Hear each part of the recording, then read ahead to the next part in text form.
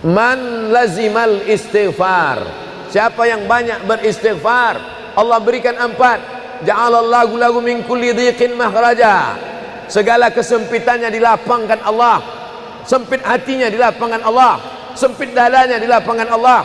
Wali wa min kulli hammin faraja, segala kesusahannya diberikan Allah kemudahan, susah rezekinya, susah hidupnya, susah pikirannya, susah urusannya dimudahkan Allah. Wa razaqahu min haitsu la yahtasib, diberi Allah rezeki dari jalan yang tidak disangka-sangka, yang tidak diduga-duga datang rezeki itu. Siapa yang menjanjikan? Nabi Muhammad SAW. Nabi bicara dari mana?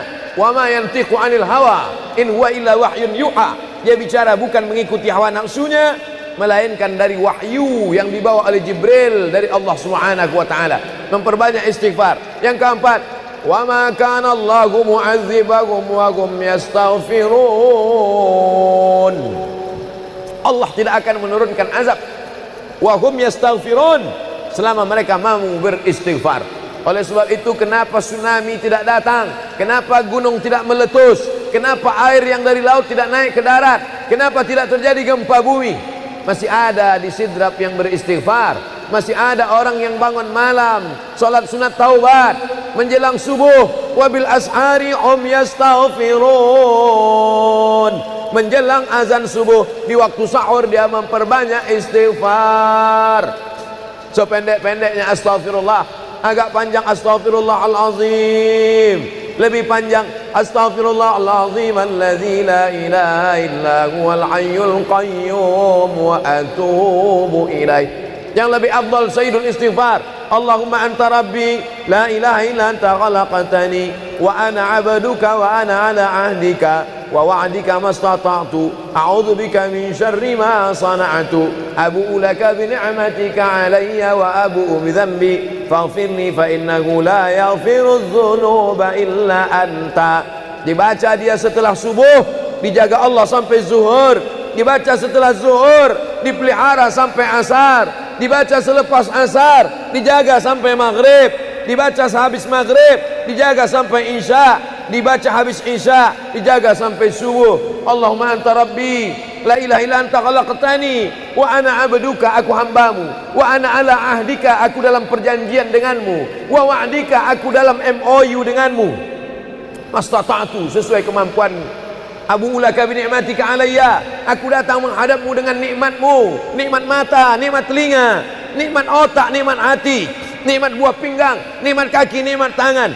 Wa abu bi dzambi, tapi justru aku datang membawa dosa. Aku datang membawa nikmat, tapi justru aku datang membawa dosa. Dosa telinga, dosa mata, dosa lidah, dosa hati. Mestinya aku datang membawa nikmat, datang membawa pahala.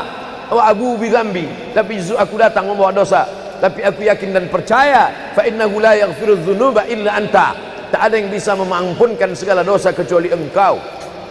Di musim pandemi yang selama ini selesai sholat hanya 3 kali saja. Assalamualaikum warahmatullahi, assalamualaikum warahmatullahi, astagfirullahaladzim, astagfirullahaladzim, astagfirullahaladzim. Diperbanyak istighfar.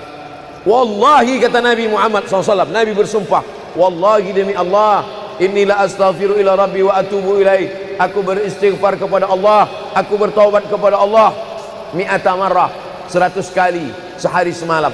Jadi kita pun bisa beristighfar 100 kali sehari semalam.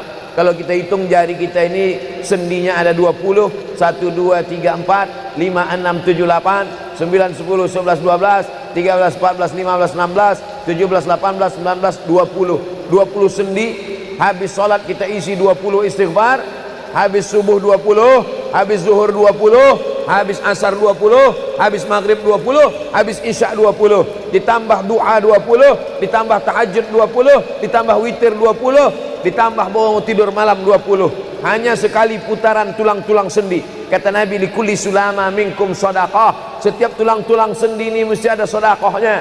Apa maksud sedekah tulang sendi? Sedekah orang kaya dengan uangnya, sedekah kita dengan sedekah tulang sendi. Astaghfirullahalazim, astaghfirullahalazim, astaghfirullahalazim, astaghfirullahalazim, astaghfirullahalazim. Allah menjanjikan balasan-balasan yang disampaikan oleh Nabi Muhammad sallallahu alaihi wasallam. Tapi di antara yang paling afdal di antara zikir ini semua adalah afdalul dzikri la ilaha illallah. Tidak ada zikir yang paling afdal daripada la ilaha illallah.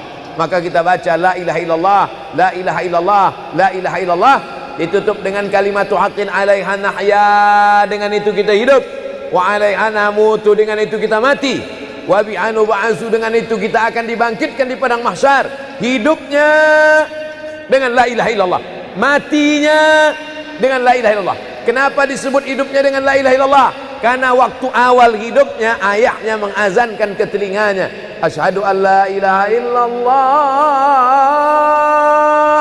Itulah makna alaiha nahya, dengan itu kita hidup. Kenapa disebut alaiha namutu, dengan itu kita mati? Karena matinya ditalqinkan ke telinga sebelah kanan, la ilaha illallah. Matinya pun dengan la ilaha illallah. Wa bi'anu ba'su, nanti dia dibangkitkan di padang mahsyar juga dengan kalimat la ilaha illallah.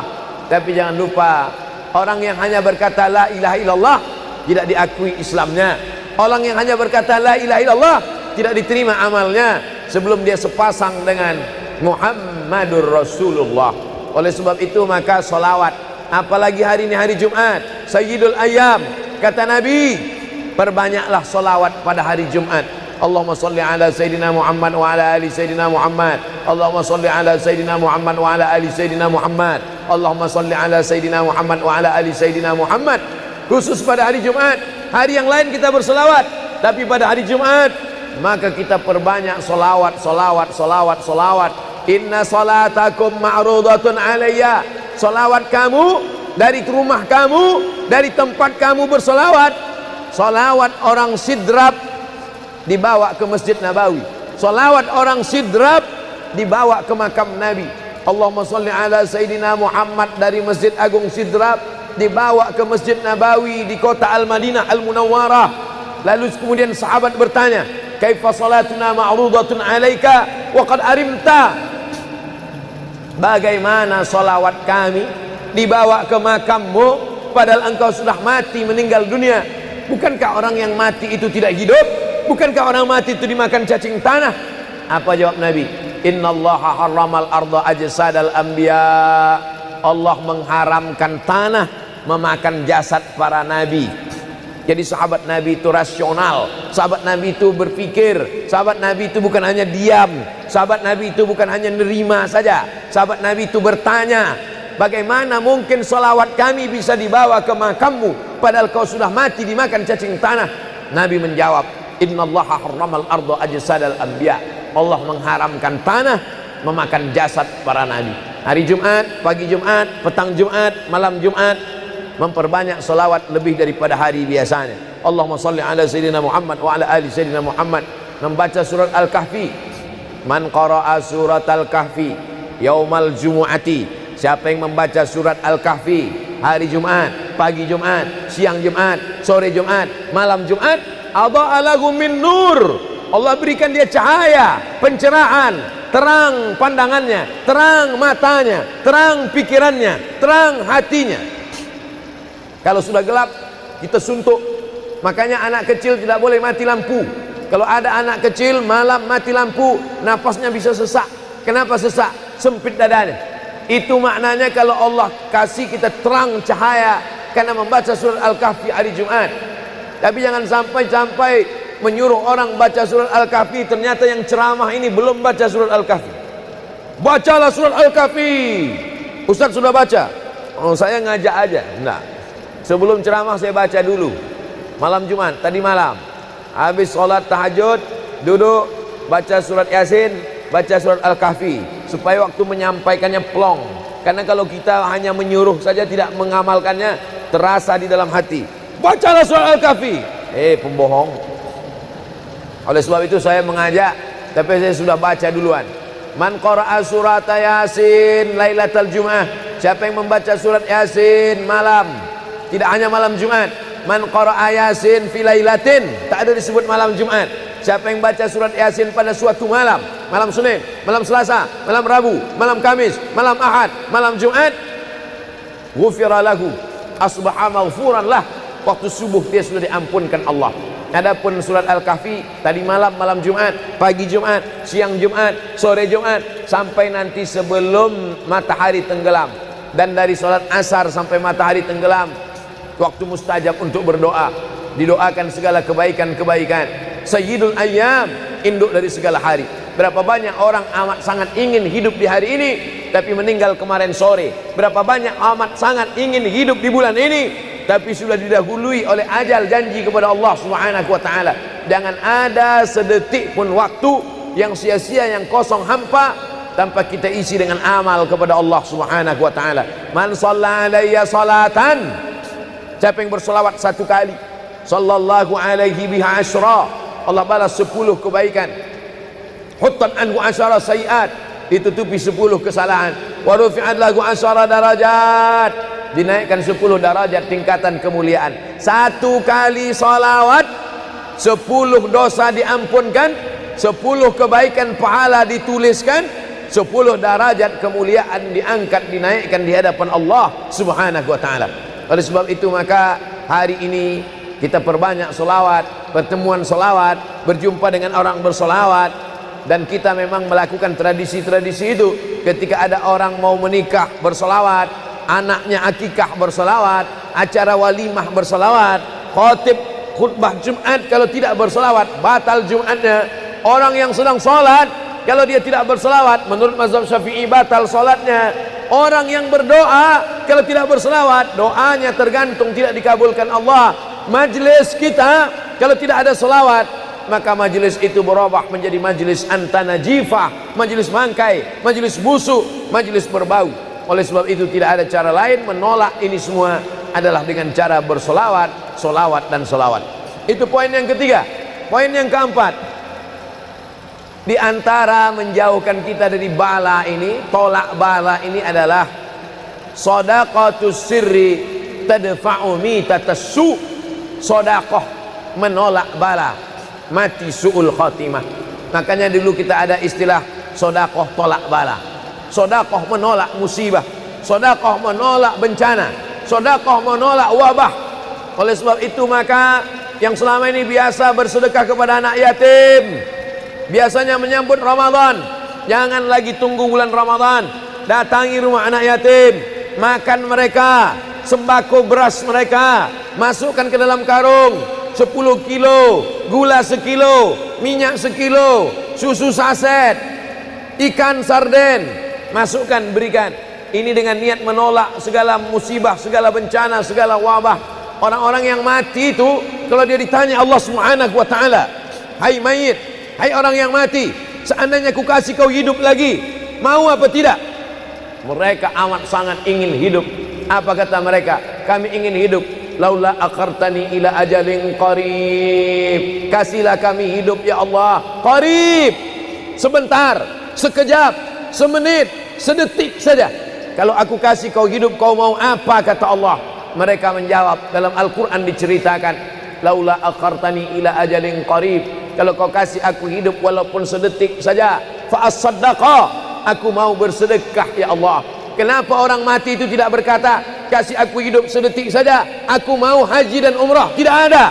Kasih aku sedetik saja, aku mau pergi berjihad? Tidak. Kasih aku sedetik saja, aku mau sholat sepanjang malam? Tidak. Mereka mengatakan, fa'as-saddaqa, aku mau bersedekah. Mengapa orang mati itu kalau dihidupkan mau bersedekah? Dijawab oleh para ulama, karena haji dan umrah balasannya nanti setelah hisab masuk surga. Al-hajjul mabrur, haji yang mabrur, laisa lahu jaza illal jannah, balasannya surga. Tapi sedekah balasannya sudah didapatkan ketika dikubur. Begitu mati masuk kubur langsung dapat balasan sedekah. Itulah makanya kata Nabi, idza matal insan, kalau manusia mati, inqata'a, putus amalnya. Tapi ada yang tak putus, shadaqatun jariyah, sedekah yang mengalir. Belum bangkit dari kubur, belum padang mahsyar, belum hisab, belum timbangan amal, belum meniti titian siratal mustaqim, balasannya sudah nampak. Itu kehebatan sedekah dibandingkan amal yang lain. Oleh sebab itu sedekah ini luar biasa. Shadaqatus sirri tadfa'u mitatas su', sedekah menolak mati su'ul khatimah, sedekah menolak bala. Man lazimal istighfar, siapa yang banyak beristighfar, Allah berikan 4. Ja'alallahu lahu min kulli dhiqin makhraja, segala kesempitannya dilapangkan Allah, sempit hatinya dilapangkan Allah, sempit dadanya dilapangkan Allah. Wali wa min kulli hammin faraja, segala kesusahannya diberikan Allah kemudahan, susah rezekinya, susah hidupnya, susah pikirannya, susah urusannya dimudahkan Allah. Wa razaqahu min haitsu la yahtasib, diberi Allah rezeki dari jalan yang tidak disangka-sangka, yang tidak diduga-duga datang rezeki itu. Siapa yang menjanjikan? Nabi Muhammad SAW. Nabi bicara dari mana? Wa ma yantiqu 'anil hawa in huwa illa wahyun yuha. Dia bicara bukan mengikuti hawa nafsunya, melainkan dari wahyu yang dibawa oleh Jibril dari Allah Subhanahu wa taala. Memperbanyak istighfar. Yang keempat, wa ma kana Allahu mu'adzibahum wa hum yastaghfirun. Allah tidak akan menurunkan azab wa hum yastaghfirun selama mereka mau beristighfar. Oleh sebab itu, kenapa tsunami tidak datang? Kenapa gunung tidak meletus? Kenapa air yang dari laut tidak naik ke darat? Kenapa tidak terjadi gempa bumi?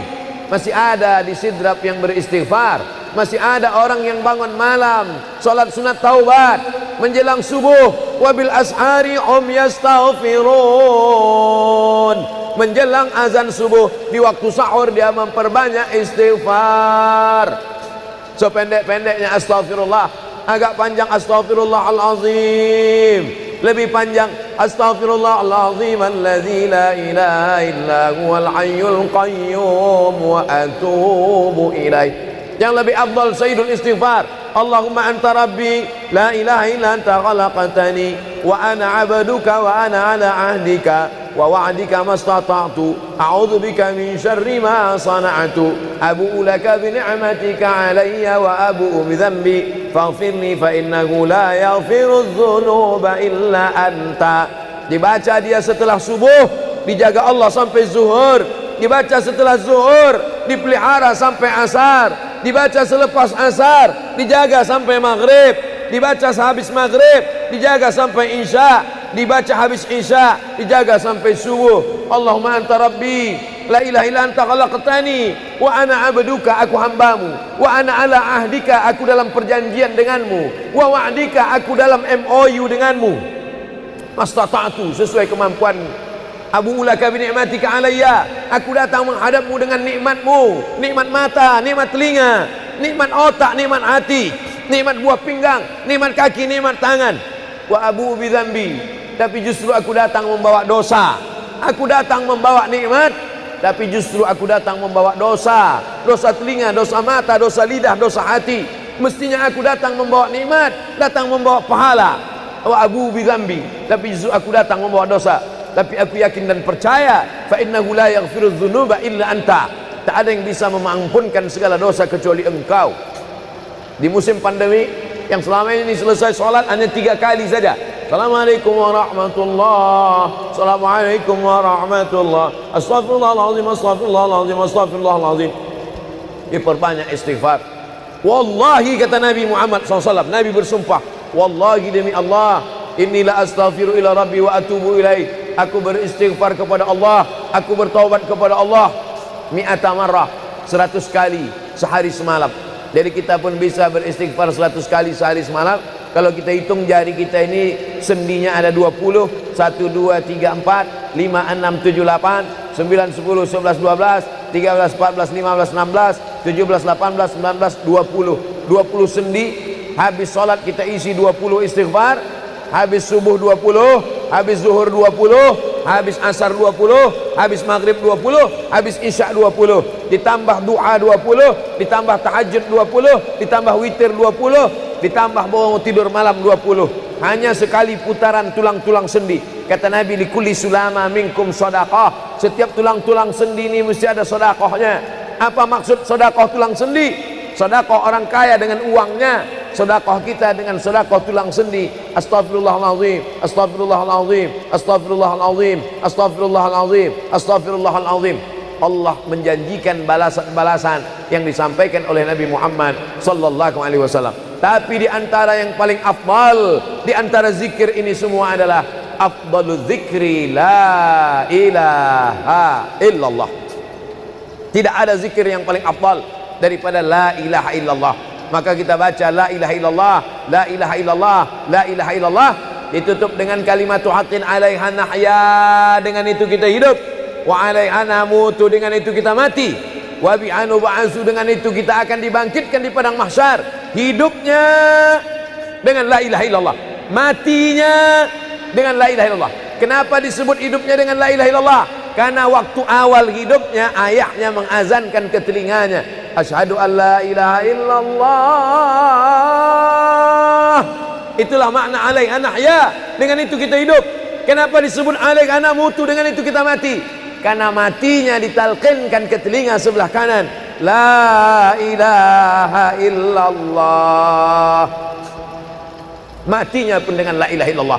Wa bi'anu ba'su, nanti dia dibangkitkan di padang mahsyar juga dengan kalimat la ilaha illallah. Tapi jangan lupa, orang yang hanya berkata la ilaha illallah tidak diakui Islamnya. Orang yang hanya berkata la ilaha illallah tidak diterima amalnya sebelum dia sepasang dengan Muhammadur Rasulullah. Oleh sebab itu maka solawat, apalagi hari ini hari Jumat, Sayyidul Ayyam, kata Nabi, perbanyaklah solawat pada hari Jumat. Allahumma salli ala Sayyidina Muhammad wa ala ali Sayyidina Muhammad. Allahumma salli ala Sayyidina Muhammad wa ala ali Sayyidina Muhammad. Allahumma salli ala Sayyidina Muhammad wa ala ali Sayyidina Muhammad. Khusus pada hari Jumat. Hari yang lain kita berselawat, tapi pada hari Jumat maka kita perbanyak solawat, solawat, solawat, solawat. Inna salatakum ma'rudatun alayya. Solawat kamu dari rumah kamu, dari tempat kamu bersolawat. Solawat orang sidrap dibawa ke Masjid Nabawi. Salawat orang sidrap dibawa ke makam Nabi. Allahumma salli ala Sayyidina Muhammad dari Masjid Agung Sidrap dibawa ke Masjid Nabawi di kota Al-Madinah Al-Munawwarah. Lalu kemudian sahabat bertanya, kaifa salatuna ma'rudatun alaika wa qad arimta? Bagaimana salawat kami dibawa ke makammu padahal engkau sudah mati, meninggal dunia? Bukankah orang yang mati itu tidak hidup? Bukankah orang mati itu dimakan cacing tanah? Apa jawab Nabi? Innallaha harramal arda ajsadal anbiya. Allah mengharamkan tanah memakan jasad para nabi. Jadi sahabat Nabi itu rasional. Sahabat Nabi itu berpikir. Sahabat Nabi itu bukan hanya diam. Sahabat Nabi itu bukan hanya nerima saja. Sahabat Nabi itu bertanya, bagaimana mungkin salawat kami bisa dibawa ke makammu padahal kau sudah mati dimakan cacing tanah? Nabi menjawab, innallaha harramal arda ajsadal anbiya. Allah mengharamkan tanah memakan jasad para nabi. Hari Jumat, pagi Jumat, petang Jumat, malam Jumat, memperbanyak salawat lebih daripada hari biasanya. Allahumma salli ala Sayyidina Muhammad wa ala ali Sayyidina Muhammad. Membaca surat Al-Kahfi. Man qara'a surat Al-Kahfi yaumal jumu'ati. Siapa yang membaca surat Al-Kahfi hari Jumat, pagi Jumat, siang Jumat, sore Jumat, malam Jumat, adha'a lahu min nur. Allah berikan dia cahaya, pencerahan, terang pandangannya, terang matanya, terang pikirannya, terang hatinya. Kalau sudah gelap, kita suntuk. Makanya anak kecil tidak boleh mati lampu. Kalau ada anak kecil malam mati lampu, nafasnya bisa sesak. Kenapa sesak? Sempit dadanya. Itu maknanya kalau Allah kasih kita terang cahaya karena membaca surat Al-Kahfi hari Jumat. Tapi jangan sampai menyuruh orang baca surat Al-Kahfi, ternyata yang ceramah ini belum baca surat Al-Kahfi. Bacalah surat Al-Kahfi. Ustaz sudah baca? Oh, saya ngajak aja. Enggak. Sebelum ceramah saya baca dulu. Malam Jumat, tadi malam. Habis sholat tahajud, duduk, baca surat Yasin, baca surat Al-Kahfi. Supaya waktu menyampaikannya plong. Karena kalau kita hanya menyuruh saja tidak mengamalkannya, terasa di dalam hati. Bacalah surat Al-Kahfi. Pembohong. Oleh sebab itu saya mengajak, tapi saya sudah baca duluan. Man qara'a surat Yasin lailatal Jum'ah. Siapa yang membaca surat Yasin malam, tidak hanya malam Jumat. Man qara'a Yasin fi lailatin, tak ada disebut malam Jumat. Siapa yang baca surat Yasin pada suatu malam, malam Senin, malam Selasa, malam Rabu, malam Kamis, malam Ahad, malam Jumat, ghufira lahu, asbaha maghfuran lah. Waktu subuh dia sudah diampunkan Allah. Adapun surat Al-Kahfi tadi malam, malam Jumat, pagi Jumat, siang Jumat, sore Jumat, sampai nanti sebelum matahari tenggelam. Dan dari salat asar sampai matahari tenggelam, waktu mustajab untuk berdoa, didoakan segala kebaikan-kebaikan. Sayyidul Ayyam, induk dari segala hari.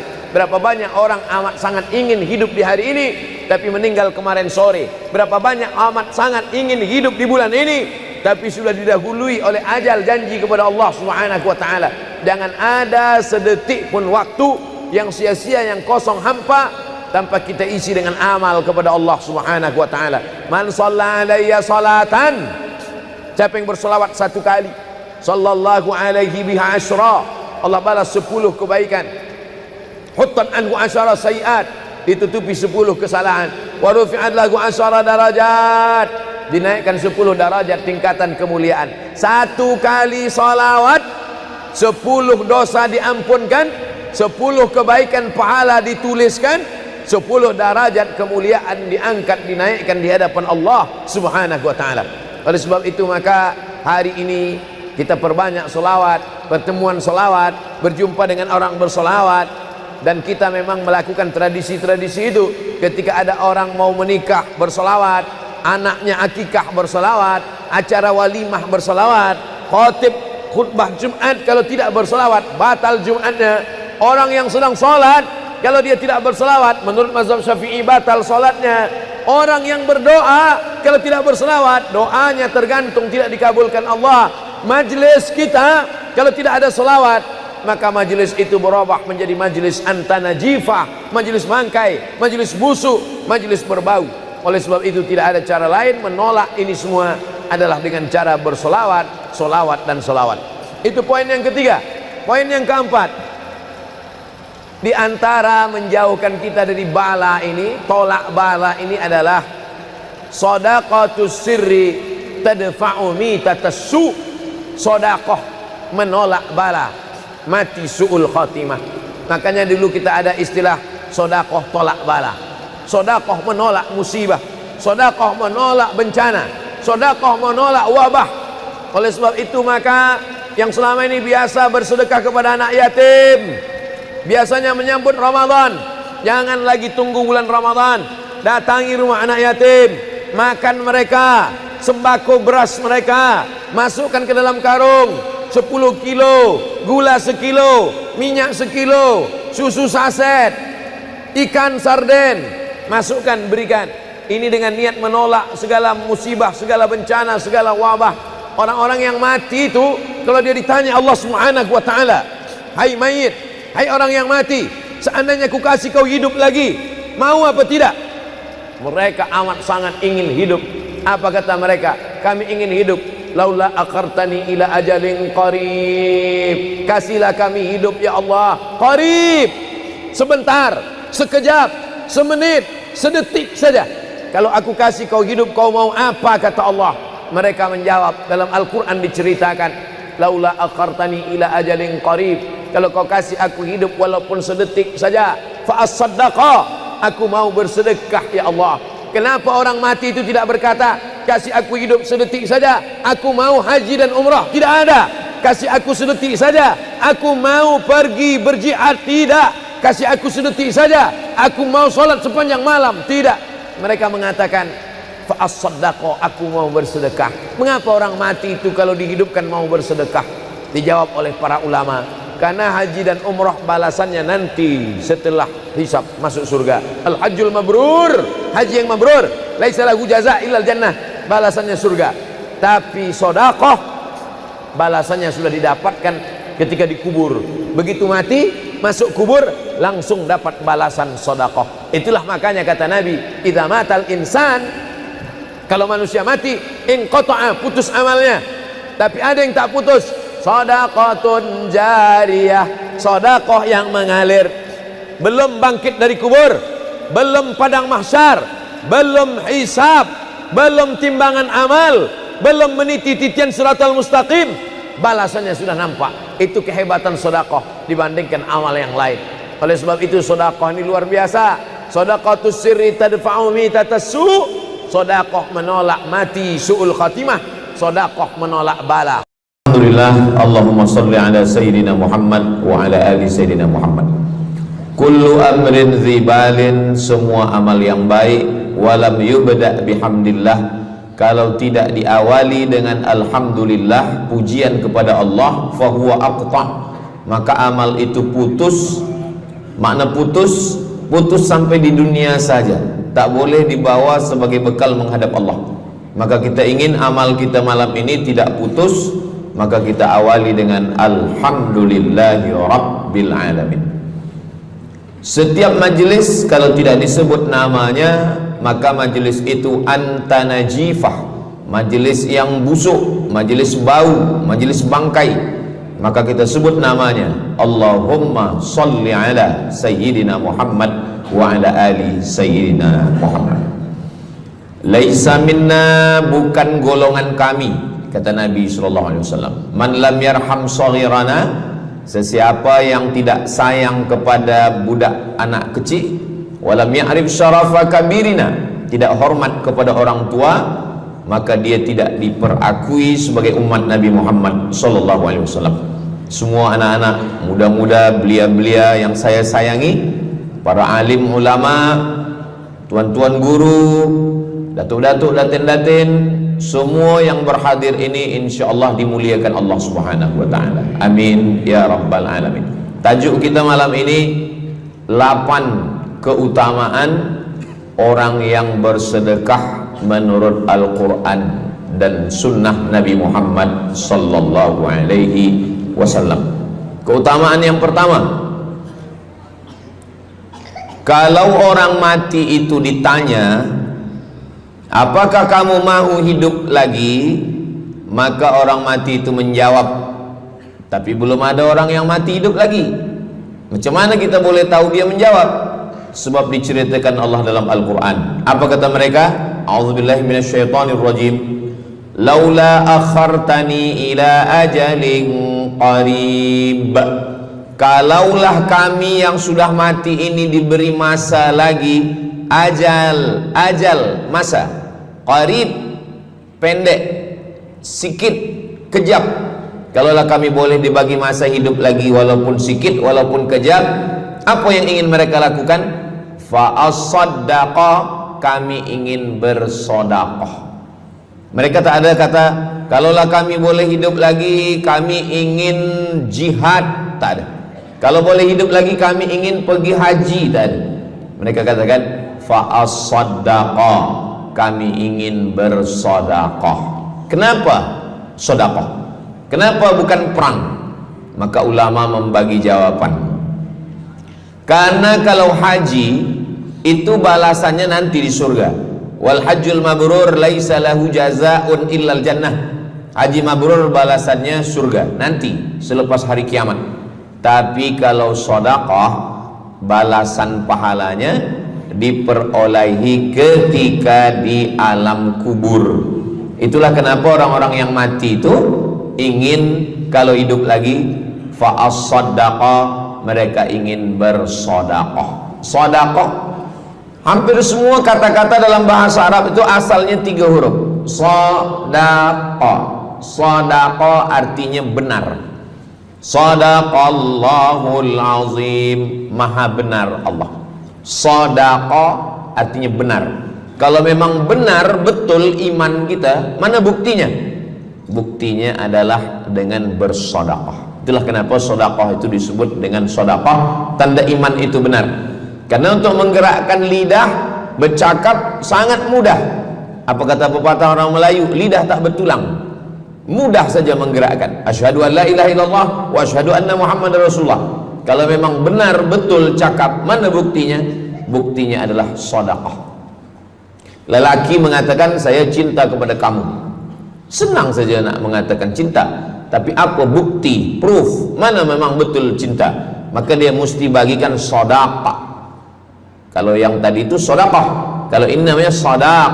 Sadaq artinya mahar. Mahar pernikahan lelaki dengan perempuan, aku nikahkan engkau dengan anak saya dengan memberikan cincin emas dan gelang rantai tunai. Itulah dia sadaq, tanda bukti cinta dia kepada seorang perempuan. Sadaqah, benar. As-sidqu, sidik, benar. As-siddiq, orang yang benar. Maka disebut dia dengan Abu Bakar Siddiq, karena dia benar memberikan emas sebesar batu waktu dibawa pergi hijrah bersama Nabi Muhammad SAW. Maka dia disebut dengan Siddiq karena dia benar imannya dengan memberikan sedekah. Tapi ada makna siddiq yang lain. Ketika yang lain mendustakan Nabi, tak percaya kepada Isra Mi'raj, dialah orang yang percaya, maka disebut dia dengan siddiq. Siddiq dari kata sadaq, benar, karena iman dia yang benar. Mana bukti, proof bahwa iman dia benar? Dia bersedekah, membagikan emasnya sebesar batu. Nama dia Abu Bakar Siddiq. Nama ayah dia Abu Quhafah. Ayah dia tak Islam. Apa kata ayah dia? Habislah emas Abu Bakar itu dibawa Muhammad sallallahu alaihi wasallam. Anak Abu Bakar itu namanya Asma. Asma, mana emas ayah kamu? Dah habis dibawa Muhammad. Dia benci betul dengan Nabi Muhammad. Datang Asma, dia ambil batu, dia masukkan ke dalam kain. Kata Asma, emas ayah tu masih ada dalam kain, Datuk. Lalu Abu Quhafah memegang. Abu Quhafah ni buta, dia tak nampak. Oh ya, masih ada lagi.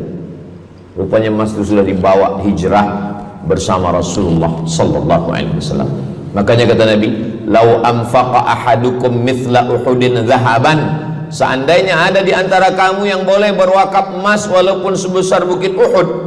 Bukit Uhud itu panjangnya 7 km. Seandainya ada di antara kamu yang boleh berwakaf emas sebesar bukit Uhud, itu tak sampai setengah tapak tangan Sayyidina Abu Bakar Siddiq. Kenapa? Sebab kalau sekarang ada orang bersedekah banyak, memanglah sekarang sudah aman. Tapi masa itu masa susah, masa payah, Abu Bakar Siddiq menunjukkan bukti keimanannya. Ini keutamaan yang pertama menurut Al-Quran. Kenapa orang bersedekah? Karena orang-orang mati, kalau dia boleh bagi tambah umur hidup lagi, mereka berkata, fa'as-saddaqa, kami ingin bersedekah. Itu yang pertama. Yang kedua, sampai berapa nih? Sampai 8. Tadi saya dibagi tahu Ustadz sampai 8. Atau tak pun sampai 8, kalau dah habis 60 menit habis. Yang kedua, idzas sama'un fatarat, langit terbelah. Wa idzal kawakibun tasarat, planet bertembung, berjatuhan. Wa idzal biharu fujirat, lautan diletupkan, tsunami namanya. Wa idzal qubur bu'athirat, semua yang dikubur dibangkitkan. Selepas itu kita pun bangkit dari kubur. Innama amruhu idza arada syai'an ayyaqula lahu kun fayakun. Bila kita bangkit, tak ada atap, tak ada dinding, tak ada pokok kayu, semua gunung-gunung macam bulu kambing dihembus angin. Wa takunul jibalu kal ihnil manfush, macam bulu kambing dihembus angin. Di mana kita bernaung? Di mana kita berlindung? Kata Nabi sallallahu alaihi wasallam. Ini yang kedua. Kullu mri'in tahta zilli sadaqatihi, orang akan bernaung di bawah sedekah. Bukan bernaung di bawah haji, bukan bernaung di bawah sembahyang, bukan bernaung di bawah puasa, tapi tempat bernaung atap adalah sedekah. Tapi jangan sebab kita kaji sedekah malam ni, esok subuh tak sembahyang.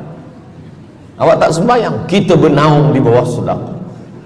Betul, memang bernaung di bawah sedekah, tapi tiangnya sembahyang. As-salatu imaduddin, sembahyang, salat itu adalah tiang daripada agama.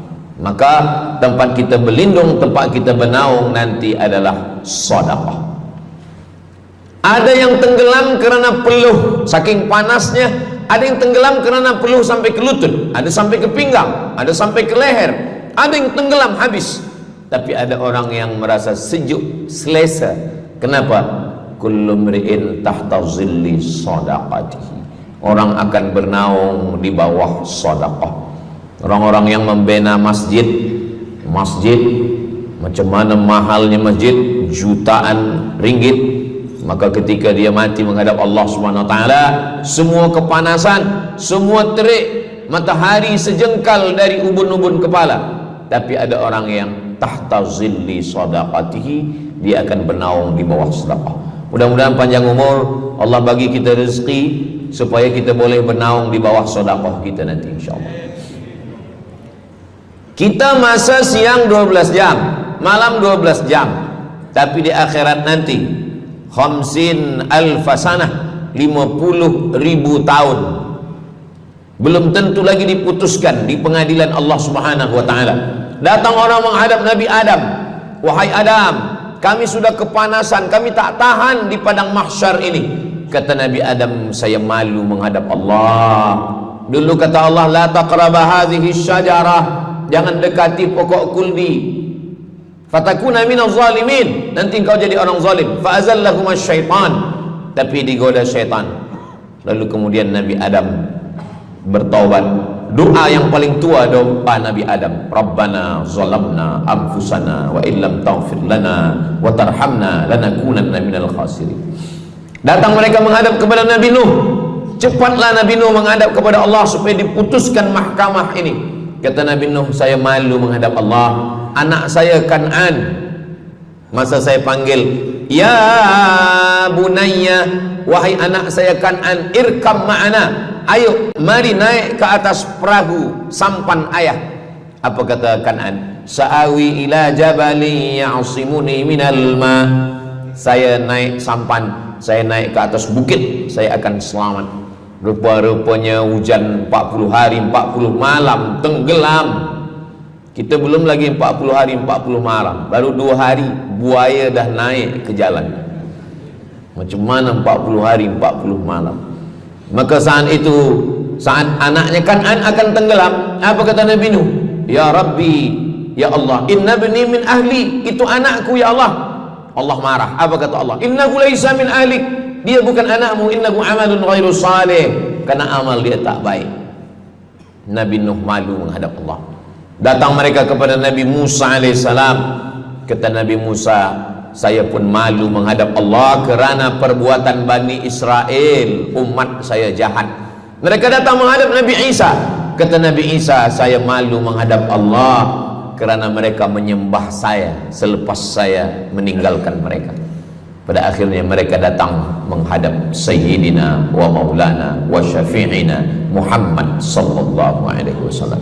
Hanya Nabi Muhammad lah yang berani menghadap Allah. Sebab apa?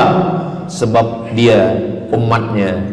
Maka walaupun kita umat yang paling kecil, umur paling pendek, badan paling tidak bertenaga, tapi kita adalah umat yang pertama nanti yang akan diputuskan perkara, dan kita adalah umat yang pertama akan masuk ke dalam surga Allah Subhanahu wa ta'ala. Maka banyak mereka yang ingin menjadi umat Nabi Muhammad. Bahkan Nabi Musa pun ingin menjadi umat Nabi Muhammad sallallahu alaihi wasallam. Masa Umar bin Khattab datang membawa lembaran-lembaran Taurat, Nabi berkata, apa itu wahai Musa? Taurat. Nabi Muhammad SAW memanggil, mari Taurat. Lalu Nabi Muhammad mengkoyak. Apa kata Nabi? Lau kana Musa hayyan ma wasa'ahu illa iyattabi'ani. Kalaulah Musa masih hidup, dia pasti akan ikut saya. Dan itu betul pada peristiwa Isra dan Mi'raj. Nabi jadi imam, Nabi Musa jadi makmum, Nabi Isa jadi makmum, Nabi Ibrahim jadi makmum, semua nabi-nabi jadi makmum. Imamnya adalah Sayyidina wa Maulana Muhammad sallallahu alaihi wasallam. Jadi keutamaan yang kedua, kita bernaung di bawah sedekah. Yang ketiga, sadaqatus sirri tutfi'u ghadabar rabbi kama yatfa'ul ma'an nar. Sedekah memadamkan api neraka seperti air yang memadamkan api. Kita kalau nampak api, mudah-mudahan kita selamat daripada terbakar, amin. Lalu kemudian datang api, kita padamkan dengan air. Lalu kemudian macam mana memadamkan api neraka? Air sebanyak apa yang boleh memadamkan? Maka kata Nabi SAW, keutamaan yang ketiga adalah sadaqatus sirri tutfi'u ghadabar rabbi, sedekah memadamkan api neraka. Jadi kalau kita dulu banyak silap, banyak salah, banyak dosa. Kullu bani Adam, semua manusia ini khata'un, semua pernah salah, pernah mabuk, pernah berzina, pernah minum khamar, pernah berjudi. Kalaupun dia tidak buat dosa yang zahir, pernah hasad, pernah dengki, busuk hati. Maka ketika itu macam mana memadamkan murka Allah dengan istighfar, memadamkan dengan sembahyang, solat, sunat, taubat? Ada satu cara lagi. Dengan cara apa? Memadamkannya dengan sedekah. Tudfi'u ghadabar rabbi, memadamkan murka marah Allah subhanahu wa ta'ala, padam dengan sedekah. Tapi tentu saja sedekah yang ikhlas kerana Allah subhanahu wa ta'ala. Datang seorang yang sudah banyak dosa menghadap Nabi, menghadap pendeta Yahudi. Wahai pendeta Yahudi, saya ini banyak salah, banyak dosa. Saya sudah membunuh 99 orang. Apakah mungkin Tuhan mengampunkan dosa saya? Kata pendeta Yahudi, Tuhan tidak mengampuni dosa kamu kerana kamu sudah membunuh. Dia cabut pisau dia. Kalau begitu kamulah yang ke-100. Dia dah bunuh 99. Itu maka saya takut juga kalau datang orang, Ustaz Samad, apakah Allah mengampuni dosa saya? Apa dosa kamu? Membunuh orang. Ayo Allah ampunkan dosa. Faqtulu anfusakum, bunuhlah diri kamu. Surat Al-Baqarah. Bunuhlah diri kamu. Fataba alaikum, Allah menerima taubat kamu dengan membunuh diri. Sebab Bani Israel minta ampun kepada Allah bukan dengan istighfar, minta ampun kepada Allah bukan dengan sembahyang taubat. Bani Israel kalau dia minta ampun kepada Allah dulu zaman Nabi Musa, dia ambil pedang, dia ambil parang panjang, dia cari orang yang sama-sama berdosa. Saya ada dosa, saya cari tuan-tuan yang ada dosa. Tuan ada dosa? Ada. Kita nak bertaubat? Ya, ayo kita. Nanti kita sama-sama cincang. Nanti tuan cincang saya cincang tuan. Kita sama-sama mati, baru Allah ampunkan dosa. Faqtulu anfusakum, bunuhlah diri kamu. Fataba alaikum, Allah menerima taubat kamu. Tapi syariat Nabi Muhammad sallallahu alaihi wasallam, ma min muslimin yuznibu dzamban, kalau ada yang silap khilaf salah, summa yatatahhar, mandi taubat. Apalagi kita di Bandar Seri Begawan, bila tadi pesawat terbang nak landing turun, nampak cantik laut keliling. Jadi siapa nak mandi taubat, pergi ke laut. Kalau sampai ke tengah laut, bukan cuma dosa hilang, orangnya hilang sekali. Aku mandi taubat, saya mandi taubat. Selepas mandi taubat, tak boleh mandi taubat, wudu. Tak boleh wudu, tayamum. Selepas itu sembahyang sunat taubat, usolli sunnat taubat raka'ataini lillahi ta'ala. Dosanya perlu sebut, jangan sebut. Ada seorang lelaki, maaf, nafsu dia tinggi. Lalu di jalan dia nampak perempuan. Selepas itu maaf, dia cium. Selepas itu dia datang ke Nabi, dia mengadu, ya Rasulullah, tadi saya melakukan begini. Tegak Umar bin Khattab, Allah sudah tutupi, kenapa kamu bukakan di hadapan orang ramai? Allah mengampuni manusia kecuali al-mujahirun. Al-mujahirun menampakkan dosanya dan bangga dengan dosanya. Ini orang akhir zaman ini sekarang banyak mujahirun. Dia mabuk, dia live streaming. Hai guys, dah mabuk ke malam ni? Ini al-mujahirun. Maka ulil amri mesti ambil hukum. Tapi orang yang pernah berdosa, pernah silap, pernah salah, jangan cerita lagi, tutup. Suami-suami kalau bertobat kepada Allah, mengadu kepada Allah, cukup. Jangan cerita ke istri. Allah menerima, istri tak terima. Jadi taubat cukup kepada Allah Subhanahu wa taala, mengadu dah. Bangkit tahajud malam minta kepada Allah. Jangan suara kuat-kuat. Cukup. Sebab tidak semua kejujuran boleh diterima orang lain. Tak semua perempuan boleh menerima kejujuran. Sakit hati dia. Allah Subhanahu wa taala Maha Pengampun. Selepas itu kemudian wa asbi'is sayyi'atal hasanata, dosa-dosa silap khilaf masa lalu bagaimana menutupinya? Hasanata, perbuatan baik. sembahyang baik, sholat baik, tapi ada yang paling baik. Apa dia? Shadaqatus sirri, memperbanyak sedekah, sedekah, sedekah, memadamkan murka Allah seperti api dipadamkan oleh air. Marah itu adalah kobaran dari api neraka. Bila kita sedang marah, itu adalah api neraka lahab. Lahab itu artinya berkobar. Lahab pakai ba, lahab. Sebab saya pernah juga lalu di satu jalan, ada rumah makan, restoran Abu Lahab, pakai P, lahab, mungkin lahab, makan lahab. Allah Subhanahu wa taala memadamkan murkanya. Inna rahmati sabaqat ghadabi, rahmatku lebih cepat daripada murkaku. Memang Allah marah, tapi ketika dia berbagi kepada orang lain, dia tutupi dosanya di masa yang lalu. Syarat taubat 3. Yang pertama, an-nadamu fil qalbi, menyesal dalam hati. Yang kedua, al-iqraru bil lisani, nyatakan dengan lisan, astaghfirullahalazim.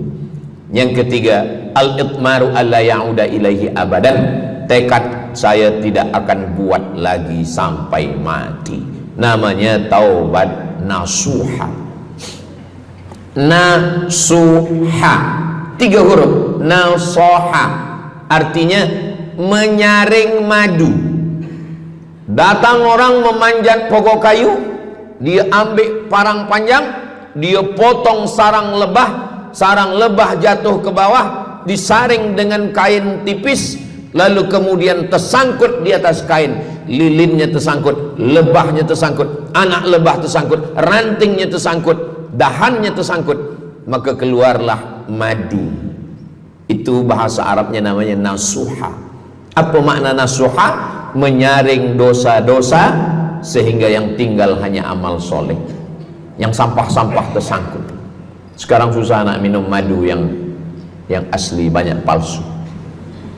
Macam mana Ustaz, saya ni suka spesial minum madu, apa tanda madu ni asli? Bawa pulang ke rumah, kalau istri marah itu asli.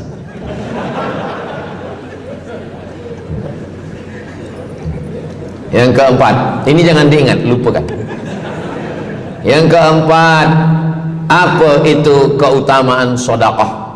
Kata Nabi sallallahu alaihi wasallam, as-sadaqatu, sedekah itu tadfa'u mitatassu, menolak mati su'ul khatimah.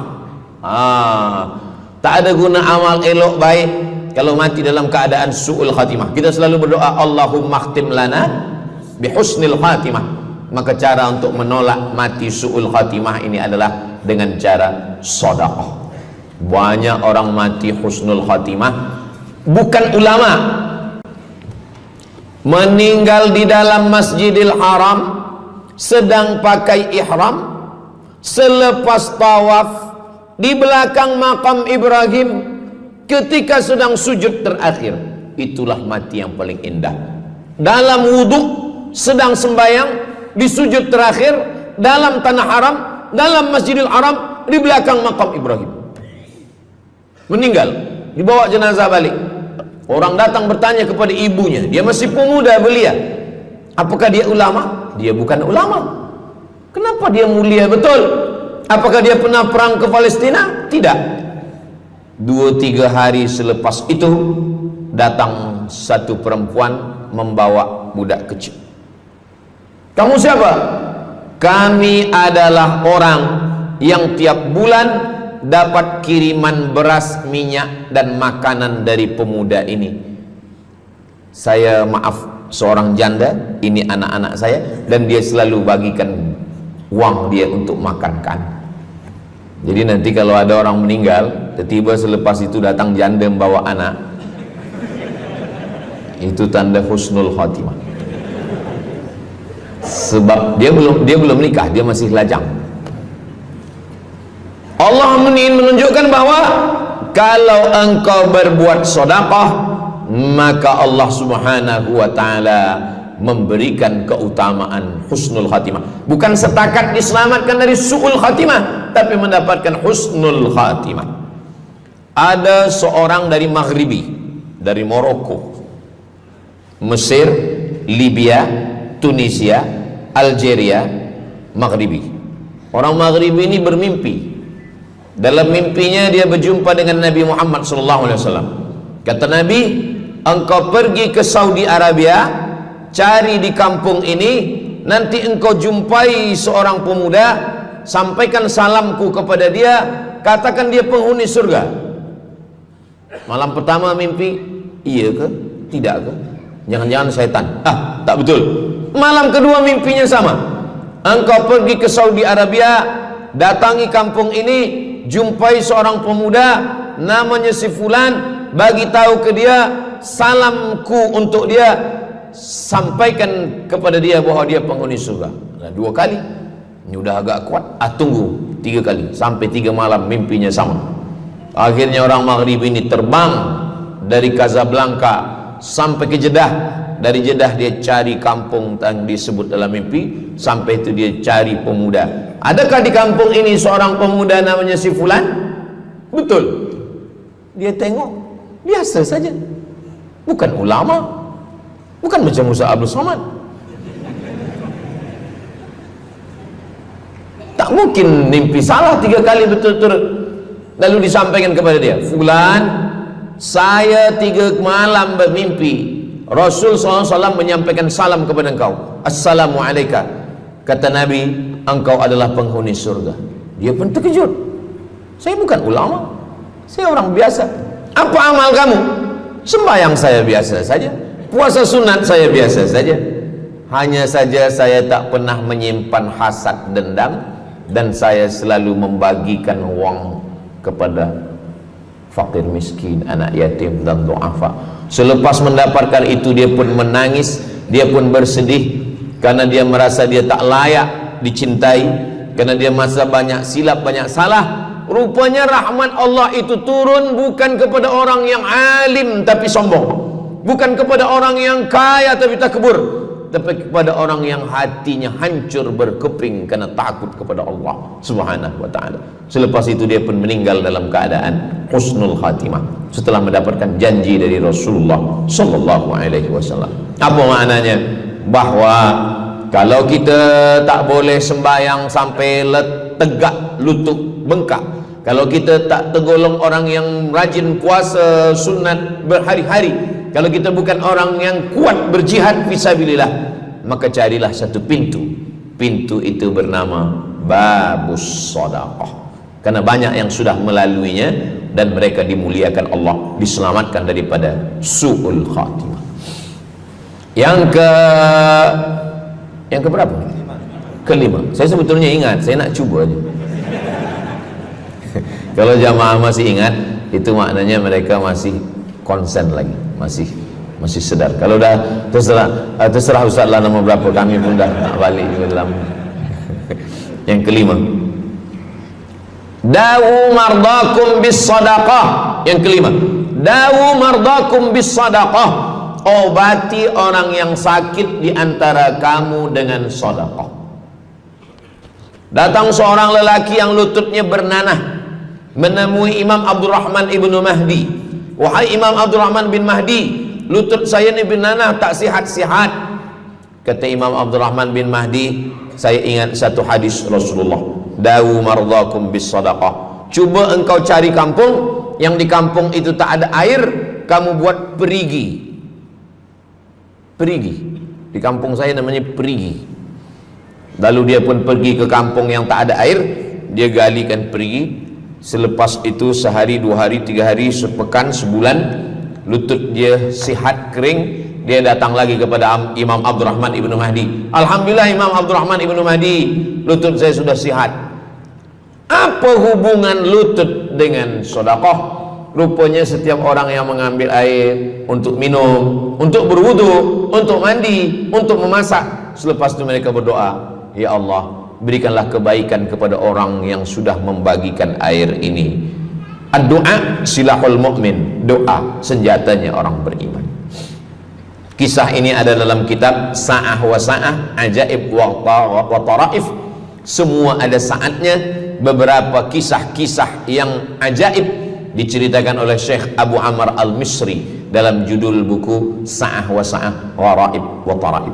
Sudah diterjemahkan ke dalam bahasa Melayu, judulnya Semua Ada Saatnya. Nama penerjemahnya Abdul Somad. Boleh dicari di google.com. Semua ada saat. Lalu kemudian saya sampaikan hadis ini di masjid. Dawu mardakum bis sadaqah. Obatilah orang yang sakit di antara kamu dengan sedekah. Selepas itu saya turun dari masjid, saya pergi ke kereta, di parking, datang seorang jamaah. Memang yang Ustaz sampaikan tadi betul. Kata saya, memang betul. Takkan saya sampaikan tak betul? Apa maksud awak? Betul. Istri saya kena sakit kista sebesar duit di dalam, maaf, rahim dia. Kata doktor, ini mesti diambil, kalau tidak dia makin besar makin besar. Tapi kalau diambil, dicabut, operate, nanti akan, maaf cakap, tercabut rahim sekali. Dan kalau rahim tercabut, maka nanti tidak boleh mengandung. Mendengar itu istrinya menangis, suaminya tersenyum. Yang senyum budak kecil pula. Lalu kemudian rupanya istri dia tahu tentang hadis Nabi, dawu mardakum bis sadaqah, obatilah orang yang sakit dengan bersedekah. Maka dia pun bersedekah, bersedekah, bersedekah, bersedekah. Selepas itu mereka pergi lagi medical check up ke hospital. Sampai di hospital dicek USG, rupanya kista itu makin kecil, kecil, kecil, kecil dan hilang. Doktor tu pula bertanya balik, awak makan apa? Saya makan nasi, kata dia. Minum apa? Minum teh tarik. Saya amalkan hadis Nabi Muhammad SAW, dawu mardakum bis sadaqah. Kata doktor, awak tak perlu operate dan ini tidak perlu dibelah, dan rahim awak masih boleh mengandung. Istrinya tersenyum, lakinya pula menangis. Begitulah Allah Subhanahu wa taala. Syekh Abu Amr Al-Misri bercerita tentang seorang perempuan di Saudi Arabia. Dia pergi ke Amerika. Kata doktor di Amerika, kamu sudah balik ke rumah, makan kenyang, tidur lelap. Nanti kalau puan-tuan pergi hospital, lalu dokter bercakap, balik ke rumah, makan kenyang, tidur lelap, itu maknanya malaikat maut dah dekat, tak ada obat. Maka dia pun balik ke Saudi Arabia, dia ambil harta dia, dia sedekah, dia sedekah, dia sedekah, dia sisa dia bagikan baki sikit untuk ahli waris. Selepas itu last kali dia pergi lagi ke Amerika, last medical check up. Apa kata doktor di Amerika? Kami sudah cek, kamu sihat wal afiat. Banyak sekali orang-orang yang diberikan Allah Subhanahu wa taala keutamaan dengan sedekah, mukjizat bahwa Nabi SAW sudah meninggal dunia, tapi mukjizatnya masih ada sampai akhir zaman ini. Di antaranya adalah dawu mardakum bis sadaqah, obatilah orang yang sakit di antara kamu dengan bersedekah. Yang ketujuh, yatsba'ul mayyita salasun, yang mengiringi mayat orang mati ke liang lahat ada tiga. Yang pertama mal, bahasa Arabnya mal, orang kita menyebut mall, harta. Yang mengiringi manusia ke liang lahat, yang pertama maluhu, harta. Yang kedua ahluhu, istri, anak, menantu, kawan, jiran, sahabat. Yarji'usnani, yang dua ni balik ke rumah, anak balik, istri balik, kereta balik, semua balik. Wa yabqa wahidun, yang kekal hanya satu. Apa dia? Yang kekal hanya satu, itulah dia sedekatuhu. Sedekahlah yang kekal. Itulah kenapa orang-orang meninggal dunia. Kita di atas dunia ini, kata Nabi, baina sittin wa sab'in.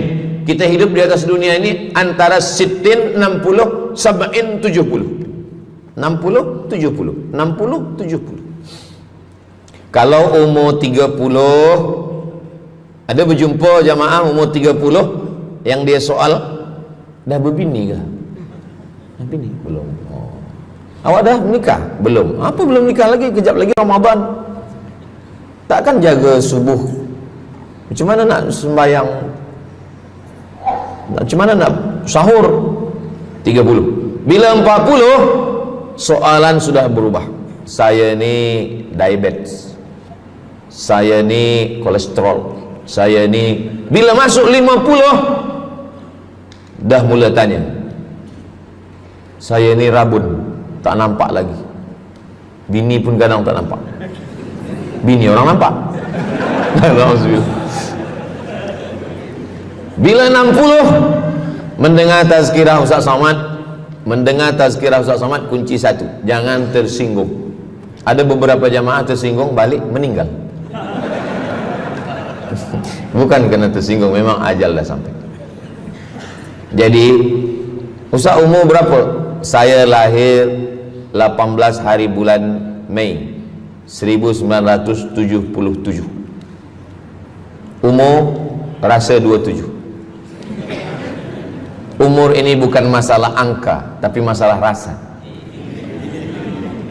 Semua yang hadir uban, semua yang hadir banyak uban, semua yang hadir malam ini muda.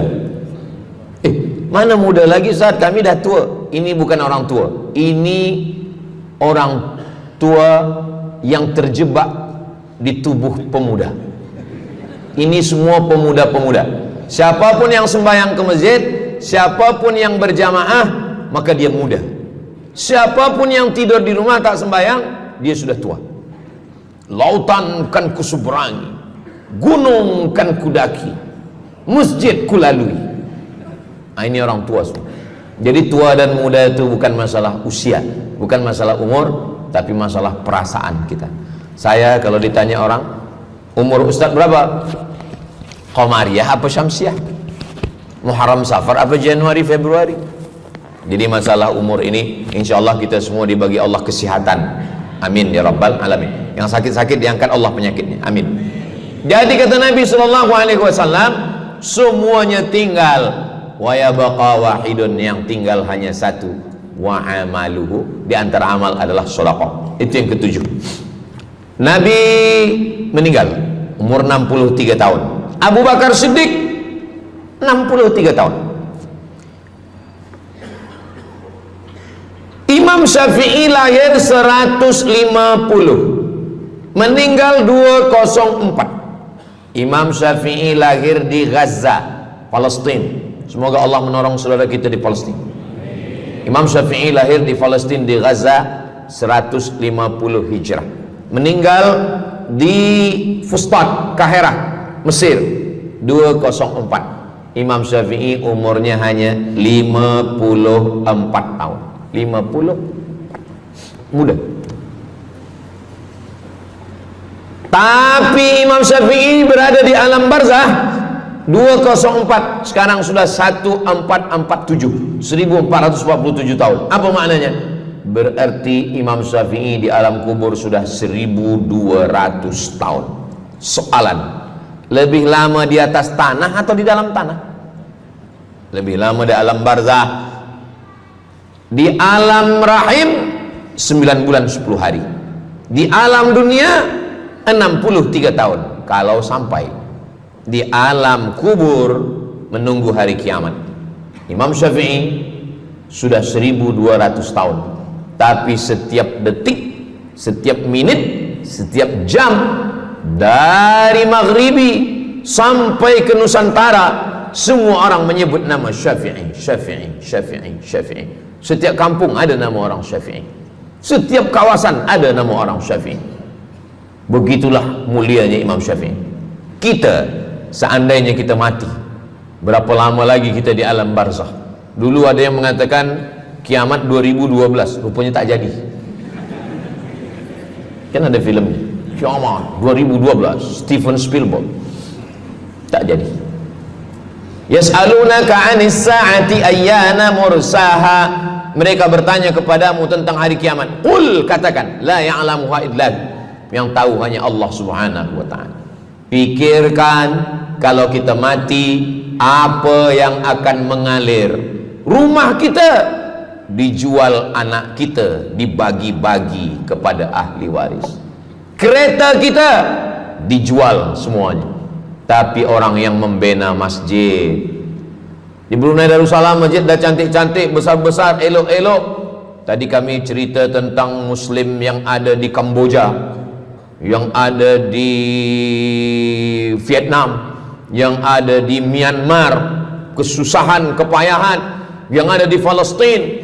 Itu kalau kita tolong, mengalir sampai hari kiamat. Kita fikirkan apa yang akan mengalir selepas kita mati menghadap Allah Subhanahu wa ta'ala. Di antara yang pasti mengalir, anak belum tentu. Waktu kita hidup dia soleh, selepas kita mati dia stres. Na'udzubillah. Mudah-mudahan anak-anak kita semua anak-anak yang soleh-soleh. Tapi yang pasti adalah sedekah. Maka kita siapkan sedekah menolong agama Allah Subhanahu wa ta'ala. Yang ke-8, kata Nabi sallallahu alaihi wasallam, idza matal insan, hadisnya ada dalam Sahih Muslim. Idza matal insan, ada orang yang membaca hadis ini idza mata ibnu Adam. Idza mata ibnu Adam itu terjemah, bukan bunyi teks. Bunyi teksnya idza matal insan, kalau manusia mati, inqata'a, putus. Tapi banyak yang salah faham tentang hadis nih. Kamu malam ni tak ada buat kenduri orang mati, tak ada baca doa, tak ada baca yasin, tak ada baca tahlil. Idza matal ibnu Adam, kalau manusia sudah mati, putus. Jangan kirim-kirim doa lagi. Banyaklah soalan ke saya, Ustaz Abdul Somad, ya, macam mana kalau orang sudah mati tak ada anak, lalu siapa yang mendoakan dia? Kata saya, yang mendoakan dia saya.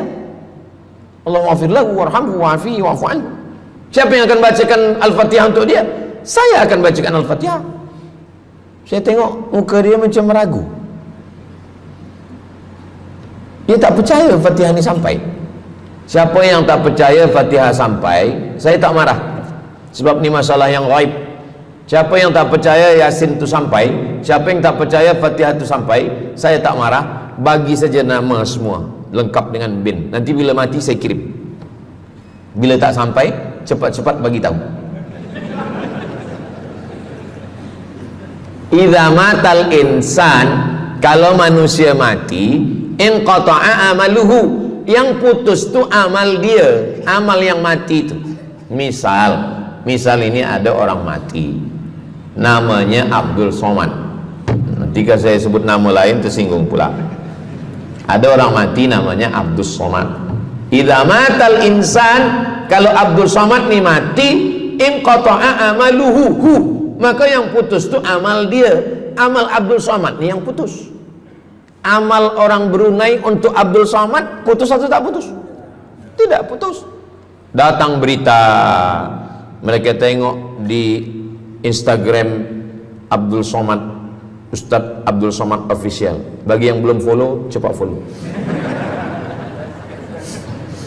Dapat berita Ustadz Somad sudah meninggal. Orang Bandar Seri Begawan, semua orang Brunei mengirimkan Al-Fatihah, mereka sholat gaib. Sampai apa tak sampai? Sampai. Jadi makna yang putus itu apa maknanya? Amal dia putus, amal orang mati ini putus. Amal orang hidup kepada yang mati tak putus. Saya bilang sekali lagi, yang putus itu amal orang mati. Amal orang mati putus. Apa maksud amal orang mati putus? Kepada muslimin muslimat, sila datang ke masjid yang akan membagi tazkirah almarhum Abdul Somad. Itu mana? Putus. Mana boleh tazkirah lagi? Orang mati itu amalnya putus, tapi amal orang hidup untuk orang mati tidak putus. Kalau memang putus, kenapa ada amalnya yang tak putus? Ada amal dia yang tak putus. Ini Abdul Somad mati dia, amal dia semuanya putus, tapi ada amal dia yang tak putus. Pertama, shadaqatun jariyah. Sedekah itu kan amal dia, tak putus. Sedekah dia bina masjid dia, sedekah dia tahfiz Quran. Budak-budak tahfiz Quran itu menghafal Quran, jadi tuan guru, punya murid, punya pondok, maka tak putus. Amal dia tapi tak putus. Yang kedua, ilmun yuntafa'u bih, mengajar dia, diamalkan orang, tak putus. Waladun solihun, anak soleh. Anak soleh itu maksudnya, anak soleh itu kan amal dia. Nah, itu yang banyak orang yang tak paham. Macam mana amal soleh, macam mana amal soleh itu amal kita? Macam mana anak soleh itu amal kita? Kalau istri, mohon maaf, kalau istri awak cuma awak tengok saja, apakah mungkin dia hamil? Nah, itu dah payah betul dah menjelaskan. Maknanya anak kita itu amal kita. Maka kalau kita mati, dia tetap mengalir. Bukan berarti doa orang lain tak sampai. Ini banyak orang salah faham. Selepas orang meninggal, tak usah baca doa lagi, tak usah Allah maafir lahu lagi, tak usah baca Yasin lagi, tak sampai. Maksud putus itu amal orang mati itu putus. Kalaulah putus amal orang hidup kepada orang mati, tak ada salat jenazah. Nanti kalau ada orang mengatakan tak usah baca doa, kita udah putus semua, nanti bila dia mati jangan sembayangkan. Sebab sembayang jenazah itu kan amal orang hidup untuk orang mati. Allahu Akbar, Allahumma alhamd, Allahu Akbar, Al-Fatihah, Allahu Akbar, salawat, Allahu Akbar, Allahumma maghfir lahu warhamhu wa'afihi wa'fu anhu, Allahu Akbar, Allahumma la tahrimna ajrahu wa la taftina ba'dahu wa waghfir lana wa lahu wa li ikhwana alladhina sabaquna bil iman wa la taj'al fi qulubina ghillan lil ladzina amanu rabbana innaka ra'ufur rahim. Empat itu sampai, Al-Fatihah sampai, doa sampai, Al-Fatihah sampai, solawat sampai, doa takbir 3 sampai, doa takbir 4 pun sampai. Itu maknanya amal orang hidup sampai, tapi amal orang mati putus. Apakah orang mati itu tetap beramal? Orang mati tetap beramal, tapi katanya putus. Yang putus itu amal wajib. Sholat wajib, tak wajib lagi. Puasa wajib, tak wajib lagi. Adapun amal yang tak wajib, makanya kalau ada suami yang tak mau amal wajib, suruhlah dia mati. Mana dalil ustadz bahwa orang mati tetap beramal? Waktu Nabi Muhammad SAW Isra Mi'raj, Nabi Isra Mi'raj, Nabi tengok Nabi Musa sholat di dalam kuburnya, padahal Nabi Musa sudah meninggal. Itu menunjukkan orang meninggal pun beribadah, tapi ibadah dia tidak wajib lagi. Waktu sampai di Masjidil Aqsa, Nabi Ibrahim sholat, Nabi Musa sholat, Nabi-Nabi sholat, padahal mereka sudah meninggal dunia. Itu menunjukkan bahwa orang mati beribadah, tapi ibadahnya tidak wajib. Yang kita wajib ini hanya dari akil baligh sampai kita mati. Siapa yang wajib sembahyang? Akil baligh. Siapa yang wajib puasa? Akil baligh. Siapa yang wajib haji? Akil baligh mampu. Ada orang akil, ada orang baligh tapi tak akil. Umur 15 tahun, 20 tahun, 30 tahun, baligh, umurnya sampai, tapi tak akil, tak ada akal. Rufi'al qalam, kertas, pena. Pena dia terangkat, tak mencatat. Ada 3 orang yang penanya tak mencatat. Yang pertama, anis sobi hatta yahtalim, budak kecil sampai dia mimpi akil balik. Yang kedua, anin naim hatta yastayqiz, orang tidur sampai dia terjaga. Yang pertama, budak kecil sampai akil balik. Maka kalau nak nakal waktu kecil itulah. Menyesal saya Ustaz, waktu kecil dulu baik-baik. Yang kedua, anin naim hatta yastayqiz, orang tidur sampai dia jaga tidur. Makanya kalau nak buat dosa waktu tidur. Ada seorang suami tidur, selepas itu dia terjaga, dia katakan ke istri dia, Adinda, buah hati belayan jiwa, siang dan malam terbayang-bayang, makan tak kenyang, tidur tak lelap. Abang bermimpi malam tadi. Mimpi apa? Mimpi berbini lagi. Kata istri dia, engkau tidur lagi, mimpi lagi, ceraikan dia. Macam mana nak tidur lagi? Begitulah. Tapi perempuan ini tak ada di Brunei, di kampung saya. Sini baik-baik. Orang tidur dia tidak boleh dihukum, sebab mimpi kita tak boleh buat-buat. Anil naim hatta yastayqis, orang tidur sampai dia jaga tidur. Anil majnun hatta yafiq, orang gila sampai sehat. Orang gila tak diambil hukum, tak wajib sembahyang, tak wajib puasa. Itu maka kadang isteri kalau ada lelaki tak sembahyang, abang ni gila ke? Kata, aku tergila-gila dengan kamu sayang. Jadi siapa yang wajib? Macam mana dengan orang yang pikun, hilang ingatan? Hilang ingatan bila dari mula zuhur azan sampai waktu asar habis, ingatan dia hilang, maka dia tak wajib sembahyang. Tapi bila dia ingat sekejap, dia wajib lagi. Itu pula masalahnya Ustaz. Laki saya ni hilang ingatan waktu sembahyang je. Lepas tu ingat balik berakal. Kata orang kalau sudah tua kita mengalami namanya demensia. Manusia demensia, amnesia. Amnesia tak ingat apa-apa, semua lupa. Itu maka kita bila nak pergi ke mana-mana guna helmet, sebab bila kepala ni terantuk lupa. Ada kawan saya, dia hafaz Quran 30 juz, ceramah tazkirah ke mana-mana, bawa kereta jatuh.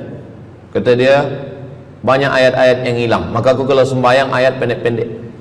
Kata saya, bang, di kampung saya dulu kalau ada radio yang dah tua yang rosak, itu biasa kita pukul mau elok balik. Cuba antukkan sekali lagi, kata saya. Kata dia, aku takut kalau aku antukkan Fatihah ni pula hilang. Maka Islam ini datang menjaga 5. Pertama, menjaga akal. Tak boleh minum khamar, tak boleh guna khamar, narkotik. Menjaga diri, tak boleh bunuh diri. Menjaga kehormatan, tak boleh menghina orang. Menjaga agama, tak boleh membawa aliran sesat, ateis, tak percaya, kekafiran. Menjaga harta, tak boleh ada mencuri, tak boleh ada dusta, tak boleh ada akad bohong, tak boleh ada tipu, tak boleh ada gharar, tak boleh ada zulm, tak boleh ada ghish. Man ghasyana falaysa minna, siapa yang menipu kami maka dia bukan golongan kami. Jadi berdasarkan 8 keutamaan ini, kalau ingat 8-8-nya alhamdulillah. Tak ingat 8, ingat 7, ingat 6, ingat 5, ingat 4, ingat 3, ingat 2, ingat 1. Satu pun tak ingat, innalillah. Tapi insyaAllah kita boleh ingat semua. Sebab apa? Sebab tazkirah malam ini direkodkan. Nanti boleh ditonton ulang di channel Ustaz Abdul Somad Official. Jangan lupa subscribe, like, share, and comment. Jamaah yang dimuliakan Allah Subhanahu Wa Taala, tadi saya mula pukul 8.15, sekarang sudah pukul 8.10. Jadi saya di mana-mana tazkirah memanglah 60 menit, 600 ml. Tapi rupanya botolnya kecil je. Jadi sebenarnya setengah jam pun cukup. Jadi dari 8 tadi itu semua membagi kita semangat. Kalau ada orang yang mengatakan Islam ini agama yang menyuruh kita tak usahlah berniaga, tak usahlah bertanam kelapa sawit, tak usahlah bertanam kelapa, tak usahlah buka ikan, tak usahlah bertani. Sesungguhnya Islam ini agama yang menyuruh kita berusaha. Masuk masjid, Allahumma aftah li abwaaba rahmatik. Keluar masjid, Allahumma inni as'aluka min fadlik. Kenapa keluar masjid minta rezeki? Sebab peniaga, pedagang, bisnismen dapat duit. Duitnya bukan untuk dunia, duitnya untuk akhirat. Jadi kalau ada orang mengatakan kereta tak dibawa mati, siapa kata kereta tak dibawa mati? Kereta boleh dibawa mati. Kereta yang macam mana? Kereta wakaf. Ada kereta 10, wakafkan untuk tahfiz Quran. Masa mak saya meninggal, berpesan dia, nanti kalau aku mati, tolong kuburkan aku di samping makam ayahku. Dari tempat saya, rumah saya ke kampung mak saya jauh, 10 jam naik kereta. Hospital tak nak bagi kereta ambulan. Maka selepas itu saya azam dalam diri saya, nanti kalau ada duit, kita buatkan kereta wakaf ambulan. Siapapun saja yang sakit meninggal, free, Alhamdulillah kami ada yayasan tabung wakaf umat namanya, 2 kereta ambulans sekarang. Siapapun yang sakit free. Naik kereta ni free, syaratnya 2, sakit mati. Alhamdulillah, sesiapa saja datang boleh. Jadi saya rasa sakit hati, dalam hati saya itu saya mesti azamkan, tekadkan ini. Begitu juga dengan tahfiz, guru-guru, cikgu-cikgu, pelajar-pelajar, buatkan kereta. Begitu juga dengan rumah. Apa kata orang? Untuk apa bina rumah elok-elok, rumah besar? Rumah tak dibawa mati. Rumah boleh dibawa mati. Rumah yang mana? Rumah tahfiz Quran. Assalamualaikum. Waalaikumsalam. Ustaz Abdul Somad, betul, saya ada rumah Ustaz, 9 bilik, 2 aras, parking lapang. Rumah siapa? Tak tahu. Ini rumah siapa Tuan? Tuan Haji. Rumah saya. Tuan Haji di mana sekarang? Saya di Surabaya, Ustaz Abdul Somad. Rupanya dia dulu kerja kilang minyak di Riau, Sumatera. Lepas pencen dia balik ke Jawa. Jadi rumah ni saya nak wakafkan. Wakafkan sekarang kami buat rumah tahfiz Quran. Pagi, petang, siang, malam orang hafaz Quran. Ini rumah boleh. Jadi kalau ada orang mengatakan tak usahlah cari harta banyak-banyak, harta tak dibawa mati. Harta dibawa mati dengan syarat diwakafkan, diinfakkan, disedekahkan. Yang paling tinggi zakat wajib. Di bawah zakat wakaf. Wakaf mesti ada 4. Orang yang berwakaf, orang yang menerima wakaf, harta yang diwakafkan, ada ijab dan qabul. Di bawah wakaf infak. Di bawah infak baru sedekah. Kenapa infak lebih tinggi daripada sedekah? Sebab infak adalah harta, sedangkan sedekah tak harta pun sedekah. Senyum itu sedekah. Makanya yang kalau ada box di depan masjid, box di tepi jalan, itu yang tepat ditulis box infak, jangan box sedekah. Sebab kalau box sedekah nanti orang senyum aja. Tabassumika fi wajhi akhika sedekah. Senyummu ke wajah saudaramu adalah sedekah. Tolong untuk dibaca Ustaz.